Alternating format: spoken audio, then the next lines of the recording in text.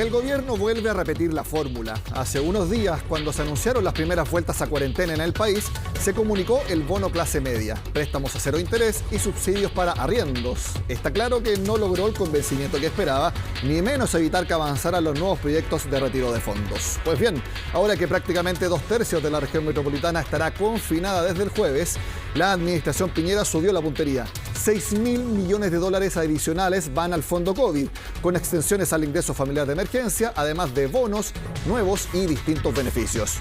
¿Le alcanzará ahora sí para convencer a más parte del espectro político y a más parte de la gente? ¿Evitará un tercer retiro que está a punto de comenzar su discusión parlamentaria? Es parte de lo que veremos ahora en Agenda Económica. Veamos de qué se trata las medidas en resumen. Se extiende el ingreso familiar de emergencia, abril, mayo y junio. Siguen siendo 100.000 pesos por integrante, pero la gran novedad es que ya no se necesita que la persona y su familia hayan estado al menos 28 días con su comuna en cuarentena. Ahora solamente 14 días para recibir los 100.000 pesos. Para la fase 2 son 40.000 por integrante y si es paso 3 son 25.000 pesos. Bono de clase media sigue siendo 500.000 pesos para las personas que tengan ganancias entre el salario mínimo y 1,5 millones de pesos, y para quienes ganen desde 1,5 millones hasta 2 millones va a ir decreciendo este bono COVID de clase media. Hay una novedad importante. Antes se exigía que las personas demostraran caída en los ingresos de 30%. Eso bajó. Se debe acreditar una baja de 20% en los ingresos. La otra novedad es que ahora va a haber un bono complementario de entre 100.000 y 250.000 pesos al mes siguiente de que se pida el bono COVID clase media. Se mantienen también los préstamos a cero interés con un año de gracia, y que se pueden pedir hasta en 2 oportunidades, y en cada oportunidad los pagos que se entregan son 650.000 pesos en 3 ocasiones. Y recordemos que hay 4 años de plazo para pagar, y si hay un saldo remanente simplemente no se paga. El costo total, como les decía, 6.000 millones de dólares, aproximadamente 2% del PIB, y con esto el fondo COVID completo llega a 18.000 millones de dólares. Pasemos a revisar las primeras reacciones políticas, específicamente desde la oposición, a cargo de 2 senadores de la Comisión de Hacienda. No es pocos recursos, son sustantivos recursos. Con todo hay que ver cómo se distribuyen, porque una cosa es que vaya a salud en general, que es importante, pero otra cosa es que vaya directamente a las familias, a la pequeña y mediana empresa. Se pone como meta muchos objetivos al mismo tiempo y no sé si los 6.000 millones van a ser suficientes para la tarea que se propone. Con todo, vamos a analizar la propuesta con la mejor de las disposiciones, pero creo que también hay que tener claro que una cosa es dar ayudas directas y otra cosa es dar préstamos a la clase media.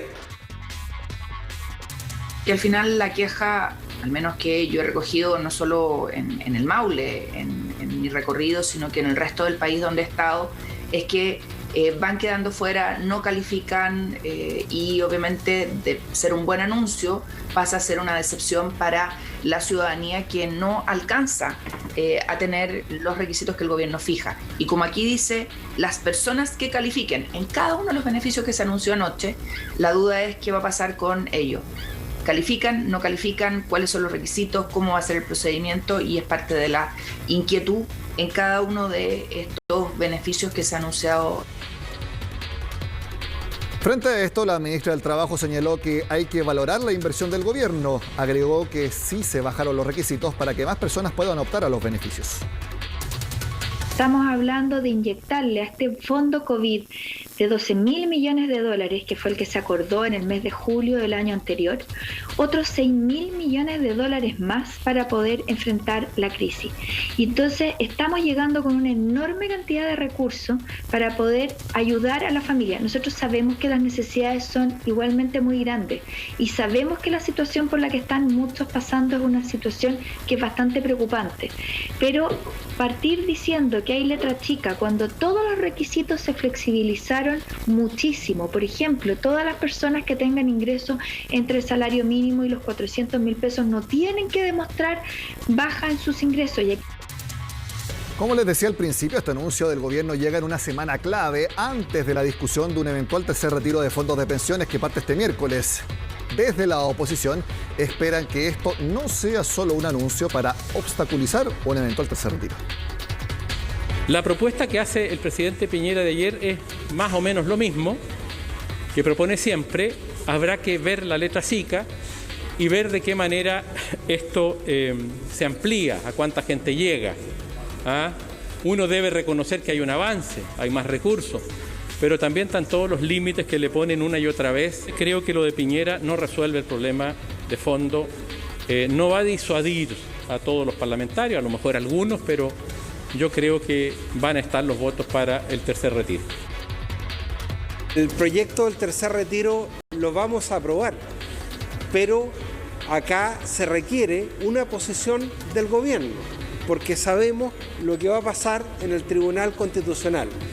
Y el problema del tercer retiro es que hay 3 millones de chilenos que quedan fuera. Por lo tanto, lo vamos a aprobar, pero no es suficiente. Por eso necesitamos una renta universal de emergencia sin letra chica para todas las familias vulnerables y para toda la clase media, sin que las familias tengan que acreditar un 30% de ingreso o este enredo que anunció el presidente el día de ayer. Creo que en este momento hay que conversar y hay que analizar y ver en profundidad en qué consiste este anuncio, de qué manera impacta a esa familia. No hay que olvidar de que hay personas en nuestro país que no han visto disminuidos sus ingresos y que igualmente han podido retirar ese 10%. Lo que nosotros necesitamos es que todas las personas que se han visto afectadas por la crisis reciban la protección por parte del Estado, en la medida en que se han visto afectados por la crisis. Y este es el plan y este es el proyecto que está presentando el presidente Sebastián Piñera. Bueno, ya vimos a la oposición, vimos también al gobierno, ahora vemos a 2 de los candidatos presidenciales del oficialismo que valoraron la propuesta, pero afirmaron que no sería suficiente. Ante esto, se mostraron a favor de un nuevo retiro, pero desde las administradoras de fondos de cesantía. Yo no estoy peleando contra el tercer retiro, no es el objetivo. El objetivo es plantear propuestas serias, responsables y que de verdad lleguen a la gente. Por eso valoro la propuesta, lo que anunció el presidente ayer, y por eso creo que esta alternativa es mejor que el tercer retiro, porque el tercer retiro, le vuelvo a insistir, 3 millones de personas no tienen un peso, 0 pesos en su cuenta de ahorro previsional, no tienen plata en su cuenta de capitalización individual, y por lo tanto tenemos que hacer propuestas más allá de, no es una competencia con el 10%, es cuál es la mejor alternativa, eso estamos buscando. Nos parece bien las medidas de ayer, bien, pero tiene que ser complementada con una medida masiva y pareja para la mayor cantidad posible de chilenos. Y la más masiva en este momento es la propuesta del retiro de la AFC. ¿Por qué? Porque llega a 10 millones y medio de personas con un mínimo garantizado de 400.000 pesos. Obviamente que esa propuesta también tiene algunas falencias y tienen que ser complementadas con aportes que haga Renovación Nacional y Mario Deportes. Veamos otras medidas, por ejemplo, se extiende el seguro de cesantía y nuevamente las personas puedan recibir hasta 70% de sus remuneraciones. También hay bono a transportistas, 350.000 pesos, que es lo que se le ofrece a los municipios. Se puedan postergar la exigencia del pago de las contribuciones y también puedan prorrogar el pago de patentes comerciales, de alcoholes y de, como les decía, de contribuciones, además de condonar hasta 90% de intereses y multas. Para las pymes, que Banco Estado pueda prorrogar hasta 3 meses de pago de créditos y sin intereses para el sector más pequeño de la producción de nuestro país. Y también se crea un nuevo subsidio para el contrato formal del trabajo, 50.000 pesos al mes por hasta 6 meses y 70.000 si son mujeres, jóvenes o tengan alguna discapacidad. Veamos ahora, porque los gremios de los emprendedores y del comercio detallista hubo reacciones diversas respecto a los anuncios del gobierno. En materia de micro, pequeña y mediana empresa, lo que dijo anoche el presidente es absolutamente insuficiente. En el PowerPoint que mostró en cadena nacional decía claramente que se iba a avanzar en subsidios para las pymes. Hoy día, a conocer el detalle que se envía desde la Dirección de Presupuesto del Ministerio de Economía, no viene ninguna palabra concreta acerca de subsidios para micro, pequeñas y medianas empresas. Hoy día estamos hablando que los emprendedores no pueden seguir endeudándose. Son empresas que están quebrando y que necesitan apoyo a través de subsidios y no a través de préstamos. Hacemos llamado también a la banca a poder seguir los pasos de la postergación de cuotas que hará el Banco Estado. excelente, sobre todo los subsidios que van directamente a las personas que están afectadas por la pandemia. También la posibilidad de prórroga, postergación de contribuciones de bienes raíces y patentes, no solamente comerciales, y también de alcoholes. Sobre todo con una condonación de intereses, como lo dijo el presidente, del 90%. También créditos blandos. Vamos en la dirección correcta. Así el gobierno tiene que ayudarnos. Al regreso de la pausa en Agenda Económica, seguimos analizando las medidas del gobierno y también cómo puede ser la recuperación del empleo. Estará con nosotros el exministro de Hacienda, Felipe Larraín.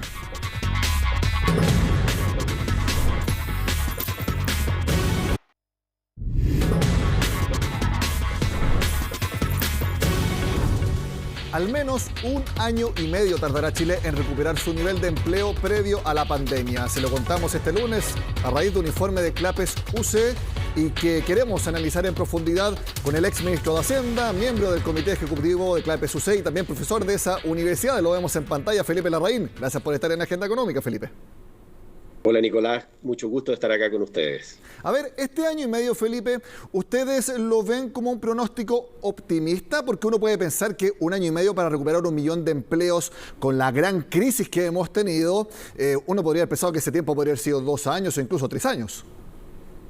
Sí, lo que pasa es que, no hay que olvidar que en su peor momento nosotros llegamos a perder la economía chilena del orden de casi 2 millones de empleos. Entonces se ha recuperado cerca de 1 millón de empleos y falta por recuperar otro 1 millón de empleos. Un poquito menos de eso, pero eso es más o menos lo que falta por recuperar. Ahora, lo que hemos notado en las últimas cifras es que al principio la recuperación es más fuerte y luego se va moderando la recuperación del empleo. Eso es lo que hemos visto en los últimos meses. Ahora, también ocurre que eso está muy influenciado por las restricciones a la movilidad. Y las medidas que se han tomado recientemente por las autoridades, que entendemos cuál es el origen, la razón de ser, es proteger la salud de la gente frente a una pandemia que ha resultado ser muchísimo más dura de lo que pensamos en un comienzo, pero esto significa que cerca de 14 millones de chilenos van a estar en cuarentena a partir de este jueves. Eso es una restricción enorme a la movilidad y eso genera efectos del empleo, aunque las empresas, las organizaciones hayan aprendido y puedan manejar mejor esta situación de restricciones a la movilidad, por ejemplo, a través del trabajo a distancia y otras. Pero hay ocupaciones que no se pueden desarrollar sin tener presencia física, ¿no es cierto? Algunos servicios en particular que son algunos de los sectores más afectados. Por ejemplo, la hotelería, restaurantes, veíamos casuístico, pero el tema de los gimnasios que han estado con fuertes restricciones y que no se puede generar esos servicios a la distancia. Hay otros casos donde sí se pueden generar y creo que todos aquellos que podemos desarrollar trabajo a distancia tenemos un privilegio de poder hacer el trabajo remotamente, ¿no es cierto? Y creo que eso es importante decir. Cuando usted dice que se puede recuperar el 1 millón de empleos que queda de acá a 1 año y medio, usted hablando de un periodo entre septiembre de 2022 y marzo de 2023, ¿incorporar la variable de que ahora gran parte de la región metropolitana y del país vuelva a cuarentena, que puede pasar nuevamente más adelante en algunos meses? ¿Tienen esa variable impredecible? Lo que pasa es que esta es una observación más de mediano y largo plazo, ¿no? Nosotros pensamos que el tema de la cuarentena es algo transitorio y esperamos que sea relativamente corta esta cuarentena. Entonces, sin duda que esto va a afectar, en el corto plazo va a afectar al mercado laboral. Pero una vez que veamos los efectos de la vacunación, que ha procedido en forma impecable, ¿no es cierto? Y una vez que veamos que con la vacunación más que empiecen a caer los contagios, que empiecen a caer esos porcentajes tan altos de ocupación de las camas UCI, de la infraestructura hospitalaria, vamos a poder volver a una cierta normalidad y yo espero que esto no sea más allá, que sea menos de un mes el periodo en que vamos a tener de alguna manera esta situación tan compleja que estamos viviendo hoy día. Entonces sí está considerado, pero está considerado por un periodo breve, por un periodo transitorio. Felipe, usted mencionaba que en una recuperación, en una primera etapa, en gran generación de empleos, se ha hablado de que muchos de ellos son empleos informales, empleos por cuenta propia, es una etapa primero. Ahora, yo creo que los empleos que faltan deben ser los empleos más difíciles de formar y por eso quedan un poco más rezagados. ¿Hay algún sector en particular donde uno puede identificar que son más difíciles de generar nuevamente esos empleos que se habían perdido? Bueno, yo creo que más que un sector, bueno, han habido ciertamente sectores que han estado complicados. Aquellos donde ha habido empresas que no han podido recuperarse, que no han podido resistir y que han tenido que liquidarse, ¿no es cierto? Esos son sectores donde vamos a tener mayores dificultades, sectores de servicios, por ejemplo, donde en algunos casos muchas empresas siguen resistiendo, pero hay algunas que han tenido que cerrar. Aquellas empresas que han tenido que terminar sus operaciones, significa que es mucho más difícil recuperar esos empleos. Entonces, ese tipo de trabajo. Ahora, hay otra cosa que, Nicolás, nos está ocurriendo al mismo tiempo, y es que tenemos una profunda revolución tecnológica con el empleo a distancia, pero también con la automatización, con la robótica, cosas que también están incidiendo en el mercado laboral y que están generando una dificultad en la creación de empleo en algunos sectores donde hay más potencial de automatizar, de la robotización y de otro tipo de mejoras que existen hoy día tecnológicas, pero mejoras tecnológicas que sin duda tienen un efecto en el mercado laboral. Por lo tanto, yo diría que aquí hay dos tipos de elementos. Hay elementos cíclicos del ciclo económico, ¿no es cierto? Es decir, ¿qué significa esto? Que cuando la economía cae, y el año pasado la economía chilena casi cayó 6%, se destruyeron, decíamos en su peor momento, 2 millones de empleos. Por tanto, hoy día, en la fase de recuperación, vamos a tener una recuperación porque la economía va a volver a crecer. Y nosotros proyectamos un crecimiento del 6 a 7% para este año. Eso en sí es un gran elemento de creación de empleo. Pero por supuesto, si tuviéramos terceras olas o unas cepas nuevas, el tipo de problemas, el tipo de desafíos que nos está generando esta pandemia, sin duda que vamos a tener una situación más compleja. Interesante lo que menciona Felipe, porque de sus palabras desprendo de que van a haber empleos, no digo cuántos, ni la magnitud, pero que no van a volver. Por lo que usted menciona, este cambio tecnológico obligado, forzado, con gran rapidez, que hubo que adoptar por la pandemia y el teletrabajo. ¿Tienen alguna medición de cuántos empleos son los que ya definitivamente no van a volver porque el mundo evolucionó y ya simplemente no son necesarios porque se reemplazaron por otras tecnologías? No tenemos una medición precisa.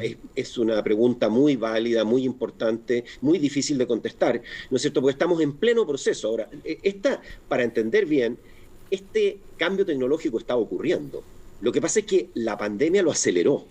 Lo aceleró porque las organizaciones, las empresas se vieron en algunos casos forzadas a generar el trabajo a distancia. Bueno, el trabajo a distancia en sí no tiene tanto efecto porque se puede seguir desempeñando el trabajo. El problema es cuando hay robots, cuando hay inteligencia artificial, otro tipo de cambios tecnológicos que permiten sustituir el trabajo humano. Ahora, eso en general ha ocurrido muchas veces que hay cambios tecnológicos y en general también la experiencia ha sido positiva. El progreso técnico, el progreso tecnológico del pasado ha sido en el neto creador de empleo, pero vamos a tener que estar muy atentos con aquellos grupos que se han desplazado, con aquellos trabajadores que se vean privados de su fuente de ingreso, de su ocupación, por efectos de este cambio tecnológico y ciertamente, como se está haciendo hoy día, por efectos de la pandemia. Exactamente. Felipe, aprovechemos la oportunidad que estamos hablando con usted. Quiero preguntarle, ¿qué le parecieron las últimas medidas anunciadas por el gobierno para ir en ayuda de la clase media de nuestro país? Bueno, a mí me parece que estamos en presencia de un paquete de medidas muy contundente que tiene, por ponerlo así, 4 grandes focos, ¿no es cierto? Uno es la protección del ingreso de las familias, ¿no es cierto? Y esto a través de la extensión del ingreso familiar de emergencia, del IFE. El segundo, el apoyo a la clase media con una serie de medidas, la protección del empleo y la protección de las pymes. Hay un quinto elemento que es respecto del sector salud, a llegar a recursos adicionales del orden de $300 millones para el sector salud. Es un paquete potente. Para entender las magnitudes, estamos hablando de recursos del orden de $6.000 millones que se añaden a lo que era el fondo COVID. El fondo COVID o está gastado o está comprometido y por lo tanto se le agregan $6.000 millones adicionales, pasa entonces de 12.000 a 18.000 millones de dólares. Es ciertamente un paquete fiscal muy potente, y yo diría también que espero, y aquí me voy a meter tal vez en un tema un poco más polémico, que esto tenga la posibilidad de parar un tercer retiro de las cuentas de las personas que mantienen sus cuentas individuales, ¿no es cierto? Porque creo que el tercer retiro va en la dirección contraria de lo que estamos tratando de hacer en este momento, que es mejorar las pensiones de los chilenos, mejorar las pensiones de quienes llegan a ese momento, de los adultos mayores, que merecen mejores pensiones y por lo tanto, junto con este paquete de estímulo, también hay una reforma de pensiones que se está tramitando en el Congreso. Sí. Y yo creo que los retiros de AFP, en este momento el tercer retiro, los dos retiros anteriores, sin duda han generado un efecto positivo en la economía, pero al costo de... Todo esto tiene un costo, el costo a veces no lo vemos inmediatamente, y este costo es una reducción de las pensiones futuras. Entonces vamos a tener que hacer un mayor esfuerzo, se debilita el ahorro, posiblemente este debilitamiento en el ahorro también tiene un efecto en las tasas de interés. Por lo tanto, yo creo que este es un poderoso argumento para poder discutir el tema del tercer retiro. No digo que esto vaya a ser ni fácil, ni hay éxito garantizado. Ya que entramos a ese tema, Felipe, diputados de Renovación Nacional dijeron: gobierno, entregue un bono universal, sin focalización, sin grandes requisitos, para todos, y si lo hacen, nosotros quitamos el apoyo al retiro de fondos. No lo dijeron textual, pero ese era el mensaje. Sin embargo, seguimos con algo de focalización en las medidas, menos que antes, porque es más amplio lo que se apoya, pero sigue la focalización. Y quería preguntarle, ¿usted es partidario de que se siga focalizando, aun cuando eso signifique que pueda haber un nuevo retiro? ¿O usted ha apostado por un bono universal para eventualmente haber frenado el tercer retiro?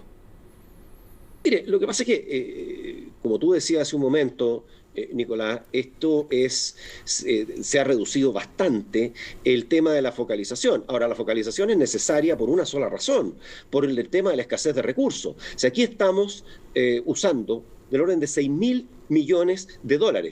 Si desfocalizamos completamente, el costo pasa a ser mucho mayor. Entonces, lo que hay que entender es que este es un 50% de incremento del fondo COVID y que, claro, uno siempre puede decir voy a ir a más gente. Ahora veamos claramente dónde está el tema de la focalización. Por ejemplo, en el hecho de que tenemos el bono clase media. Esto está establecido para personas que llegan hasta 2 millones de pesos de ingreso mensual.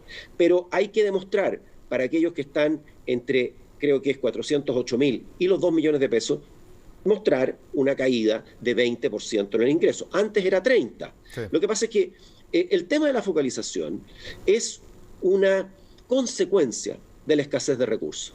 Entonces, aquí se está haciendo un esfuerzo, hemos dicho, contundente, potente, para llegar a las personas, llegar a las pymes, a los más vulnerables, a la clase media. Uno siempre puede pedir más, y en mi experiencia casi no tengo recuerdo de alguna vez que a uno le hayan dicho que lo que uno ponía arriba de la mesa era suficiente. Siempre hay muchos que opinan que lo que se plantea es insuficiente. Felipe Larraín, exministro de Hacienda, miembro de CLAPES-UC, como siempre. Gracias por estar en Agenda Económica. Mucho gusto, Nicolás, encantado. De esta forma terminamos la agenda de este martes. Siempre les hago la misma invitación. Vean Agenda Económica AM a las 8 de la mañana. Conduce Sebastián Aguirre. Que estén muy bien. Sigan con nosotros acá en CNN Chile.